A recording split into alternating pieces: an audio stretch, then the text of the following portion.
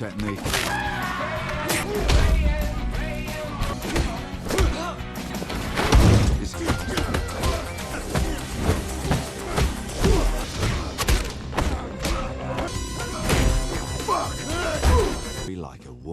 Halo Sempakers, selamat datang dan selamat bergabung di Sempak Film. Di episode kali ini, Sempak Film bakal mereview alur sebuah film yang dirilis tahun 2018, di mana Sempakers akan diasupi dengan segala macam gaya dari segala arah, baik tinju, sundulan, tendangan, bacokan, kampakan, sempakan, racunan, dan tentunya aksi-aksi tersebut akan memacu adrenalin dan membuat Sempakers semakin kebangasak. So, tak perlu lama-lama lagi, mari kita saksikan inilah Accident Man. Di awal film, Sempakers akan diperlihatkan dengan seorang pria yang memasuki rumahnya dalam kondisi mabuk ringan. Tiba di dalam rumah, pria tersebut hendak mengambil jam tangan di atas meja dan tiba-tiba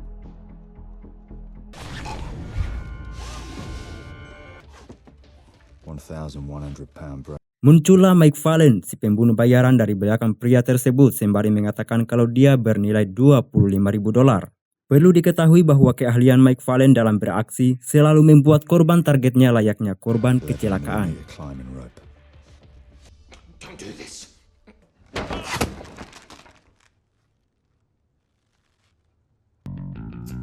Setelah menghabisi pria berdasi tersebut, Mike pergi ke sebuah klub malam dan di sana ia melihat sekelompok geng sedang memaksa wanita untuk melakukan adegan enak-enak. Mike yang merasa terganggu dengan adegan opening enak-enak tersebut langsung menghabisi mereka. No technique.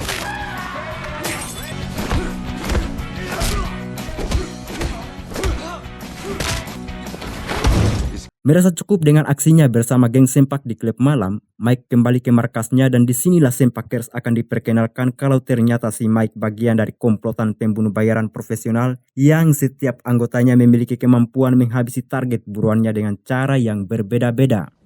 I'm glad to see that you've ditched that foreign shot. What are you working on at the moment then, Fred? Non-allergic to something one moment. We've toppled down more dictators than you've had, Hot. A triumph. In every sense of Di sana ada sepupu Wiro Sableng yaitu Kearney Cliff. Kita panggil Cliff dengan keahlian membunuh targetnya menggunakan kampak dan bukan sempak. There's a fine line between a hired psychopath call for his style these days, except for the odd example. Ada juga pet beracun yang ahli dalam melenyapkan target menggunakan bahan kimia beracun. It's simple, effective, yeah, but his only bath time toy was a toaster. But for he poisons people. Ada mantan pasukan khusus yaitu Mick and Mark, si kembar berbeda rupa dengan keahlian menghabisi target layaknya korban abis dikebukin anak lorong. The Special Forces bond is unique, and as a team, they are borderline second to none. Mick and Mac's speciality, American Army brat. Kemudian ada juga si Jen Samurai X dengan keahlian menghabisi buruannya lewat adegan enak-enak si kuntul terbang. She's the fury like a hot under the collar, and when they least think that's true. And that is a shitload of... She's an expert sword. The honey trap killer. Ada juga Fred dengan keahlian menghabisi target dengan jeli lewat benda-benda seadanya. To hide a league match fixing scandal, picks his targets at random from the telephone direct, inventive methods of killing people. Dan yang terakhir adalah si bos dari perkumpulan ini yaitu Big Ray. Kita panggil Ray. Beliau adalah otak dari semua misi pembunuhan yang dilakukan oleh pembunuh bayaran selama ini. Exactly. Non-allergic to something one moment. Fuck Europe. In every sense of the word. Ray juga membuat aturan untuk semua anak buahnya agar tidak boleh marah, tidak terlibat dalam kasus apapun, dan mengutamakan profesionalitas. Jika ada anggota tim yang melanggar aturan Big Ray, maka ia langsung dikeluarkan dan Ray menyuruh tim lain untuk membunuh anggota tersebut. Never get angry. New one will kill you. Hang on. A slick new buck, mate. Never get involved. He's gonna kill one of us. One of you. Di tengah tongkrongan pembunuh bayaran tersebut muncullah pria tua bernama Milton sang penghubung. Lewat Milton lah bos Ray memberi upah dan mempekerjakan anak buahnya untuk melenyapkan orang-orang yang si bos inginkan. Everybody secretly wishes they could kill Milton. Bit too easy to leave lying around for those pixies targets at random. Singkat cerita, Milton mempekerjakan Mike untuk menghabisi grup band Satanic Mechanic. Namun sebelumnya Mike masih memburu seorang akuntan yang sudah 5 hari ia bidik, namun belum menemukan posisi yang tepat untuk membunuhnya. Barulah keesokan harinya, ia menemukan posisi emas untuk membunuh si akuntan tersebut. Polycarbon plunger filled with shards of glass.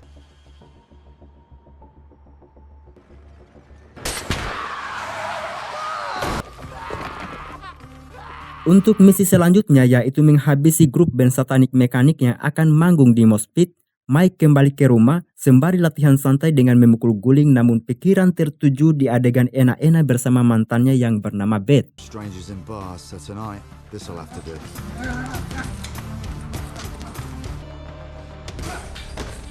Malam aksi yang ditunggu-tunggu pun tiba. Di sana Mike menyamar menjadi seorang penonton biasa dan setelah ia menyaksikan 2-3 lagu dari show tersebut, beraksilah si Mike dengan membuat semua personil band tersebut tewas kesetrum listrik.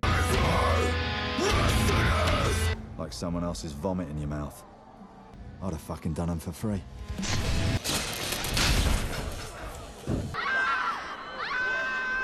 Di perjalanan pulang, Mike diserang seorang anggota geng motor yang terlepas dari kawanannya. Namun dengan entengnya si Mike melumpuhkan orang tersebut hingga tiada. You're a disgrace to my profession.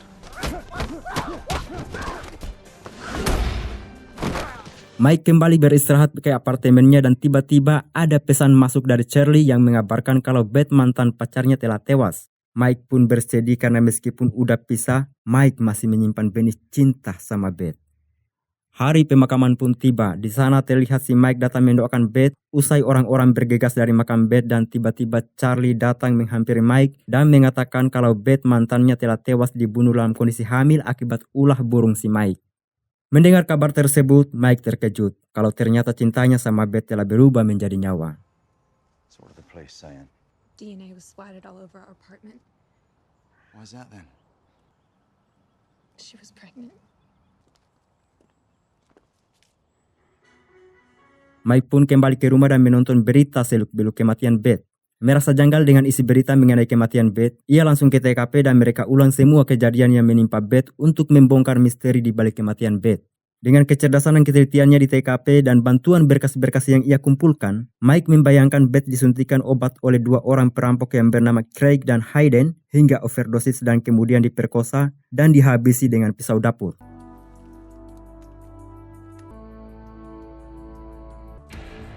Then these burglars decide to easily stab her with a bread knife. Belum puas dengan itu, Mike tersadar kalau ini adalah hasil dari aksi orang profesional dan pada akhirnya ia simpulkan kalau si kembar beda rupa lah dalang dari semua ini yang tidak lain adalah Mick dan Mark. Commonly known as truth serum. Seen with hair and skin samples from a couple of recent. This hit's got Mick and Mac written all over it. Fucking bastards. Di suasana latihan, Mike mendatangi Mick dan Mark untuk mengungkap fakta kematian Beth Carpenter yang sedang mengandung anaknya. Disinilah Mike meminta keterbukaan dari si kembar beda rupa ini, sebab kebenaran selalu mencari jalannya sendiri. Mike pun berkata jujur dan mengakui itu adalah aksi mereka. Tak terima dengan perbuatan mereka berdua, Mike pun naik pitam dan memberi asupan fisik pada si kembar beda rupa ini hingga babak belur.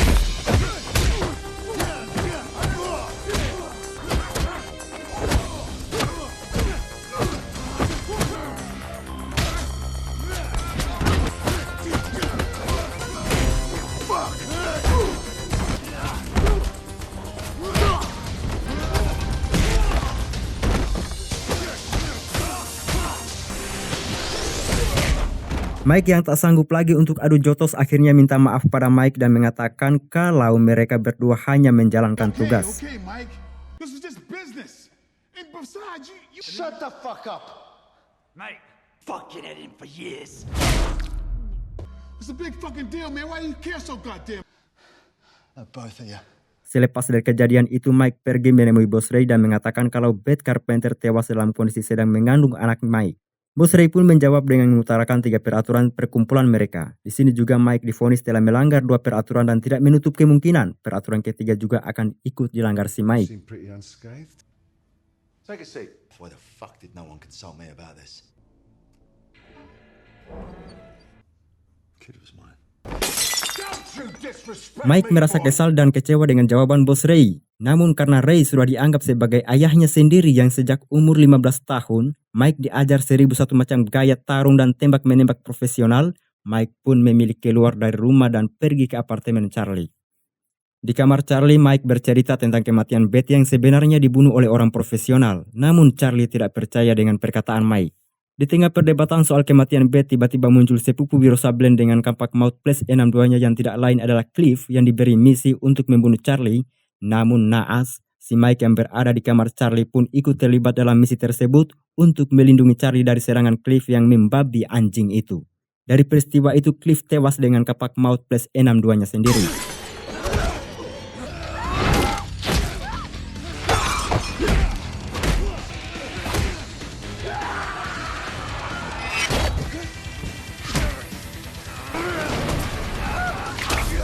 Selepas kejadian itu, Mike meminta Charlie untuk menceritakan rahasia yang disimpan Beth, karena Cliff adalah teman sekantor Mike yang diberi misi untuk membunuh Charlie.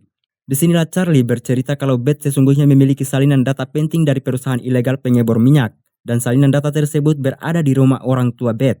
Charlie pun disuruh untuk menemukan data tersebut dan mengabari Mike kalau udah ketemu. Charlie, look at me. Whatever Beth need. This oil company where they wanted to drill in the North Sea. You get a taxi to Beth's parents. You stay there. Sorry, mate. Charlie, don't talk to the police. Hari itu juga Mike menemui Milton di panti urat yang mempunyai catatan penting tentang misi pembunuhan Beth. Di sanalah ia menginterogasi Milton dan menemukan info baru kalau ternyata otak pembunuhan Beth adalah Leonard Kent. Milton juga menegaskan kalau bos Ray sedang membunuh Mike atas pelanggaran yang ia lakukan. You don't want to do this. You know the rules. Now I can live with the fact that you still haven't paid me for 2 jobs. Oh, poppycock! I'm fucking struggling with that one. Well, then go and do it. All right? But the fact that you knew a hit. Oi, What? Why took the fucking job in the first place? For killing anyone? Oh, Jesus! Ah! who's the client? It was Ken, and he will tell. Selepas mengantongi info tersebut, Mike menunjukkan cara ngurut yang baik pada bodyguard panti urat tersebut, si tukang pijat, dan tak terkecuali Fred karena mengancam akan melaporkan kejadian ini pada bos Ray.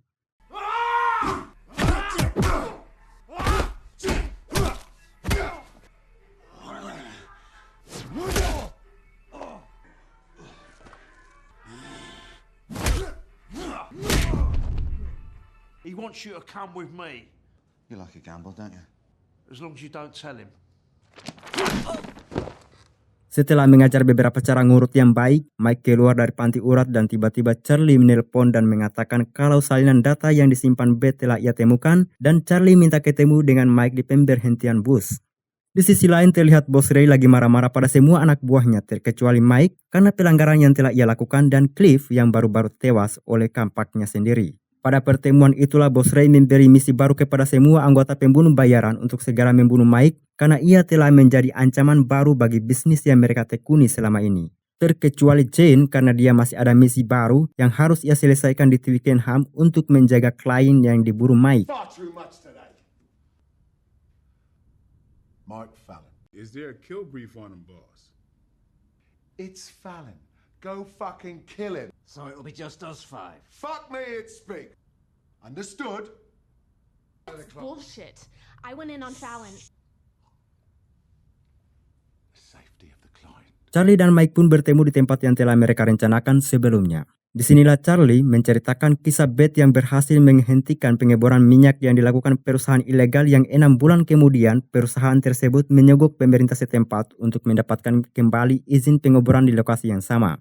Data-data tersebut Beth kumpulkan dari seorang akuntan bernama Arsirad yang tidak lain adalah orang yang dieksekusi Mike sebelumnya. Kepala perusahaan ilegal ini bernama Leonard Kent. Sambil bercerita, Charlie menyerahkan salinan data yang disimpan Beth kepada Mike. Salinan data tersebut Beth temukan dari orang dalam dengan tujuan untuk disebarkan ke media, namun naas di malam harinya Beth ditemukan tewas di apartemennya. I'm sorry that I took that from you. So what did you find out? Seems like he has a partner in the firm. Leonard Kent. It's all here. You're gonna find out who killed Beth, right? Look after yourself, Charlie. Setelah bercerita panjang lebar di bus bersama Charlie, Mike pergi ke apartemen Ken untuk memperjelas dalang kematian Beth. Di sana Ken sempat melakukan perlawanan, namun hal itu tidak berarti bagi seorang Mike. What do you want? I want a few simple answers. How did you know my name? I know a lot about you, Leonard Kent. Ken pun diinterogasi dengan beberapa pertanyaan sederhana, namun ia tidak mengakui satu pertanyaan pun. Karena Ken diancam untuk dilempar lewat jendela dari lantai 4, akhirnya Ken mulai sedikit terbuka dan mengatakan bahwa Ken disuruh oleh bosnya yang bernama Atal Zim, seorang eksekutif perusahaan pengebor minyak, dan sekarang Zim berada di Twickenham, London. Di sini juga Ken mengatakan kalau Arsirat merupakan mantan rekannya yang membocorkan informasi penyogokan kepada Beth Carpenter. There's some very straightforward questions. I can't tell you that. Aren't we the smarty pants, eh, Leonard? Zim! I told Zim! Zim's here. Currently, he's in London. About Archie Rudd. Outsider. Beth Carpenter. Dari kebocoran data tersebut, Zim menyuruh Ken untuk menghentikan langkah Beth. Mike pun menanyakan orang suruhannya membunuh Beth, tapi Ken tidak tahu nama mereka. Hanya saja ia menyimpan rekaman percakapan untuk berjaga-jaga, dan rekaman tersebut Ken serahkan pada Mike. Setelah Mike menerima rekaman tersebut, tiba-tiba muncul si kembar beda rupa untuk menghabisi Mike dengan senjata andalan mereka. Adu skill pun dimulai.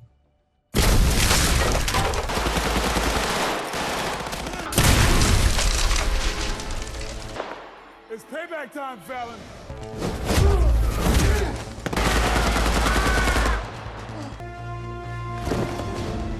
That's your motherfucking ass!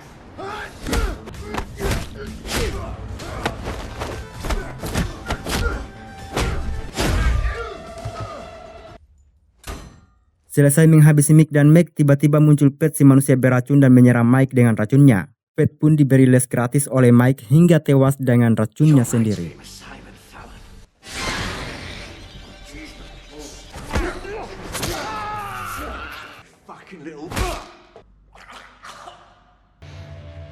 Belum juga selesai dari itu, tiba di lantai bawah Mike dihadang oleh Fred, si tukang bom, untuk membunuh Mike. Namun dengan tipu daya Mike, Fred berhasil dibuat pingsan dengan satu tonjokan. Oh, for fuck's sakes, Fred! I know, but what am I supposed to do? Good job I can hold my breath like a deep-throating whore. Open to suggestions.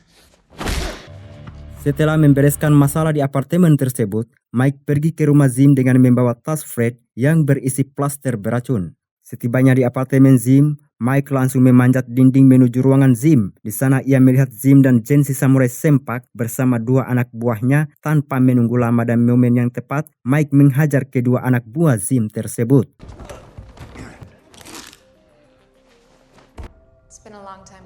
Melihat aksi tersebut, Jane ingin beradu skill dengan Mike, dan sebelum itu ia menyuruh Zim untuk mengamankan diri di sebuah ruangan. Pertarungan pun dimulai dengan segala gaya dan aksi yang mereka miliki.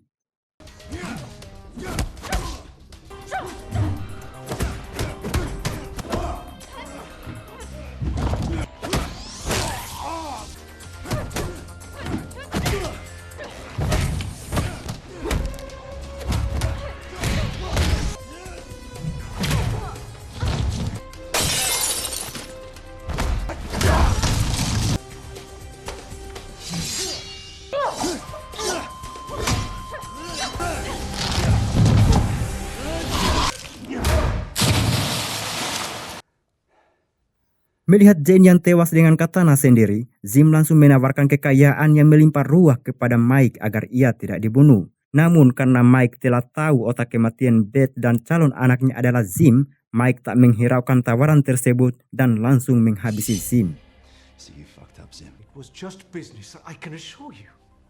Beyond your wildest dreams. A piece of theatrics conjured up for you? No thanks. Setelah acara balas dendam di apartemen Zim selesai, Mike bergegas ke rumah Big Ray. Di sana Ray dan Milton lagi asik cerita. Mike mendekati Ray dengan katana Jane yang berlumur darah yang masih di tangannya. Di sana Mike mengatakan kalau semua tim pembunuh bayaran anak buah Big Ray telah tewas di tangannya. Mike juga memberitahu Ray kalau dalang dari tewasnya semua anggota tim adalah Milton, si kakek pengatur aksi. Milton telah membayar orang tak dikenal untuk menghabisi Mike setelah ia melenyapkan grup band satanik mekanik. Hal ini Mike sodorkan dengan bukti rekaman audio yang dia ambil dari Ken. Ray yang mendengar rekaman tersebut langsung menghajar Milton hingga babak belur.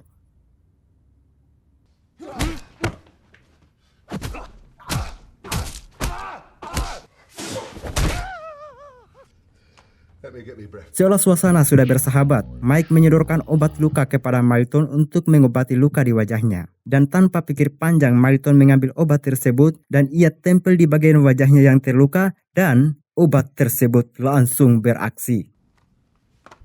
Here you go, mate. That's so sweet of you. Because you knew I would never took out Beth.